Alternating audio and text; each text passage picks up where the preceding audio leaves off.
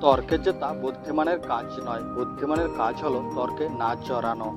মনে রাখা উচিত, আহাম্মকের সাথে তর্ক করা উচিত নয়, কারণ মানুষের বিচারে দুজনের মধ্যে পার্থক্য করতে ভুল করবে।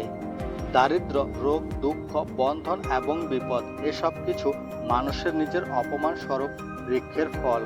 মানুষের জীবন যেখানে আছে সেখানে আশা থাকবেই, তাই কখনো জীবন থেকে আশা ছেড়ে দিবেন না। কারণ আপনি নিজেও জানেন না যে আপনি আপনার আশা পূরণের লক্ষ্যের কত কাছে আছেন। যে মানুষের আশা পূরণের আকাঙ্ক্ষা নেই সে মানুষ স্বপ্ন পূরণের জয়ের পূর্বে হেরে গেছে।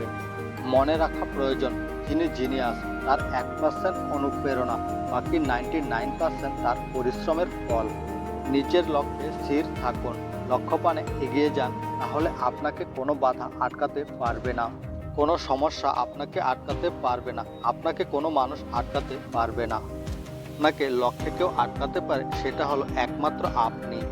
সুতরাং নিজের লক্ষ্যের জন্য কোনো অজুহাত নয়, লক্ষ্যকে নিজের সাথে বেঁধে নিন, আপনি জয়ী হবেন।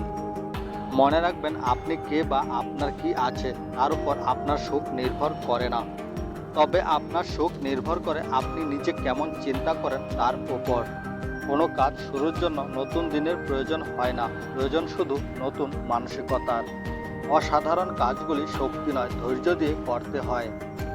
নিয়তি তোমার আত্মীয় বেঁধে দেয় আর তুমি বেছে নাও তোমার বন্ধু। মনে রাখা উচিত, জীবনে অসৎ আনন্দের চেয়ে পবিত্র বেদনা অনেক ভালো।